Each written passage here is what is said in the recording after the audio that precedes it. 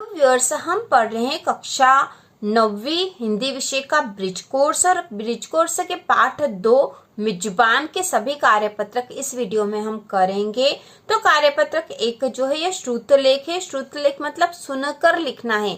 तो शिक्षक द्वारा बोले गए जो शब्द है, मतलब आपके शिक्षक कक्षा में शब्द बोलेंगे उनको आपको यहाँ लिखना है। इसके बाद है कार्यपत्रक 2। तो कॉलम अ में दिए गए शब्दों से समान अर्थ रखने वाले शब्दों को कॉलम ब में चुनकर लिखिए।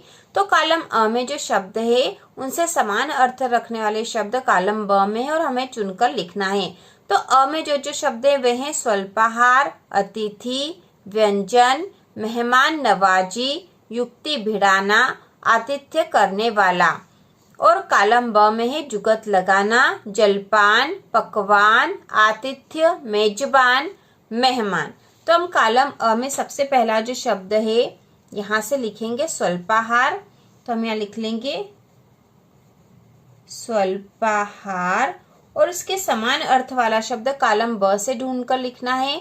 तो स्वल्पाहार का अर्थ होता है जलपान, तो यहाँ लिख देंगे हम जलपान। इसके बाद अगला शब्द है कॉलम अ का अतिथि। तो इसको हम यहाँ लिख देंगे अतिथि और अतिथि के समान अर्थ वाला शब्द कॉलम ब से ढूंढना है। तो अतिथि का अर्थ होता है मेहमान, तो हम यहाँ लिख देते हैं मेहमान। इसके बाद अगला शब्द है व्यंजन। तो कॉलम अ से हमने शब्द लिखा व्यंजन और इसके समान अर्थ वाला शब्द हमें कॉलम ब से ढूंढना है। तो व्यंजन का जो अर्थ होता है वह है पकवान, पकवान। इसके बाद अगला शब्द है मेहमान नवाजी, मेहमान नवाजी। तो इसका अर्थ होगा मेहमान नवाजी का होगा आतिथ्य, आतिथ्य।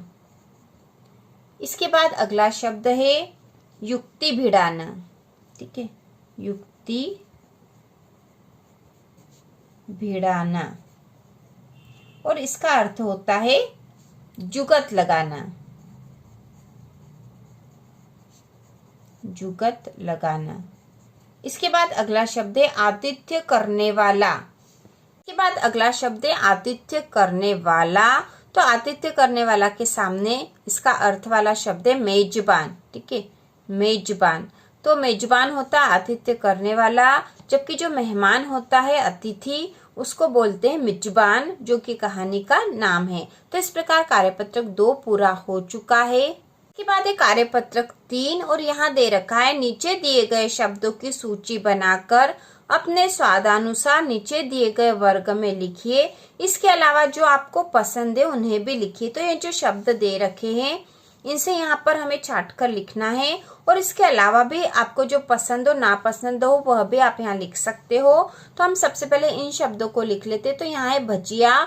तो यहाँ जो देखो यहाँ दे रखा मीठा, मीठा में पसंद और नापसंद दे रखा है।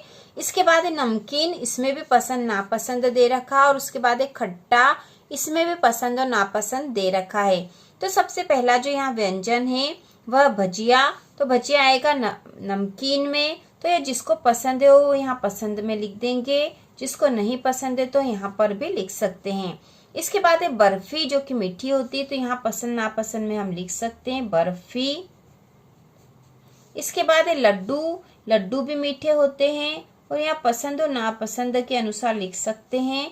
फिर एक खीर पूरी, तो यहाँ पे खीर पूरी भी मीठे में ही आ जाएगी, खीर पूरी।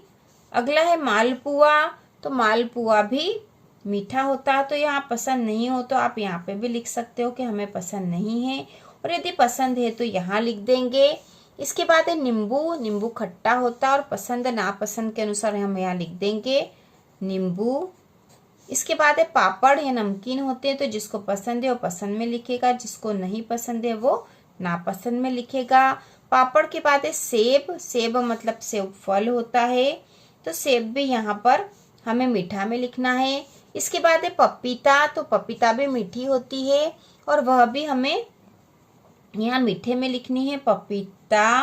पपीता के बाद है इमली, इमली खट्टी होती है और हमें इसको यहाँ लिखना है।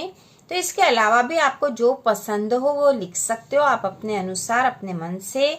इसके बाद जो अगला है, दिए गए संज्ञा शब्दों का वाक्यों में प्रयोग कीजिए। तो यहाँ संज्ञा शब्द दे रखे और इससे हमें यहाँ वाक्य बनाकर लिखना है, वाक्यों में प्रयोग करना है इस शब्द का। तो पहला शब्द है मेहमान। तो हम मेहमान से यहाँ पर एक वाक्य बनाकर लिख देंगे। एक बार परिवार में मेहमान आए थे।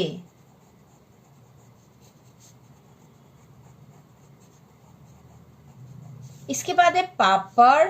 तो हम लिख सकते हैं मेहमान को पापड़ बहुत पसंद थे।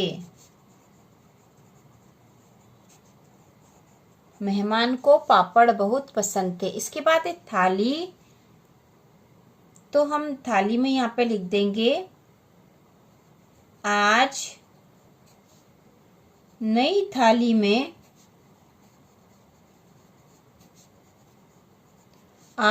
थाली में खाना परोसेंगे।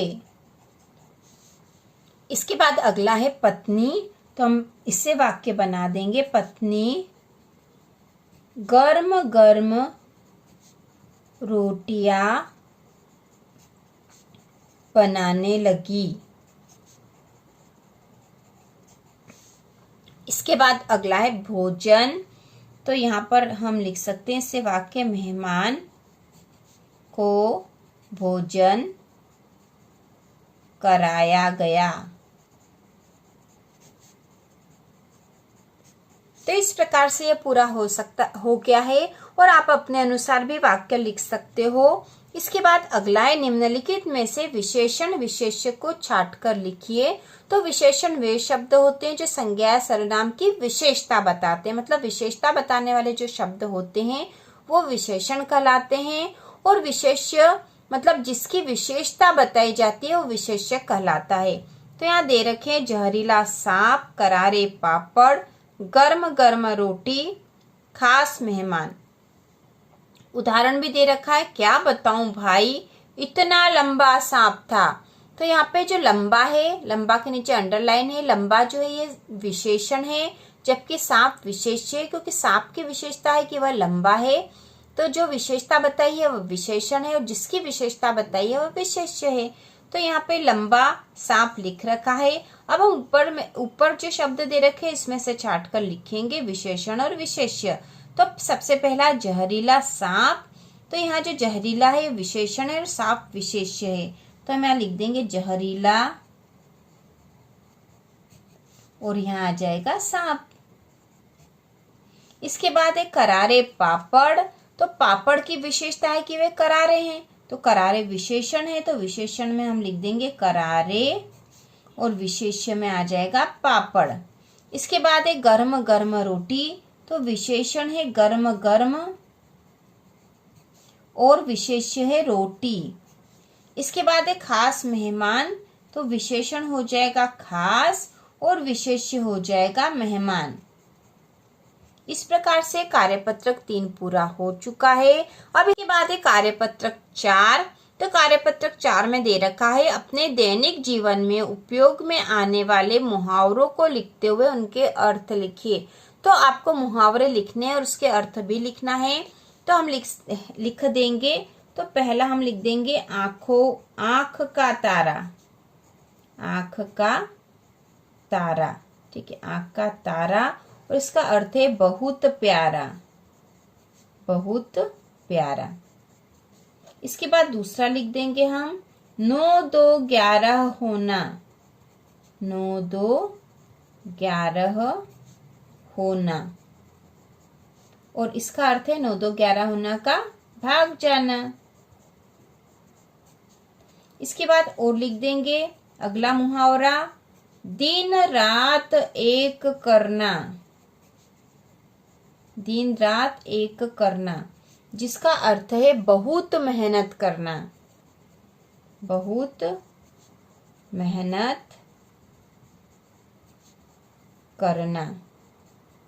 ठीक है, इसके बाद है अगला हम लिख सकते हैं काला अक्षर भैंस बराबर। काला अक्षर भैंस बराबर, जिसका अर्थ होता है अनपढ़ व्यक्ति। अनपढ़ व्यक्ति। इसके बाद और हम लिख देंगे ईद का चांद होना।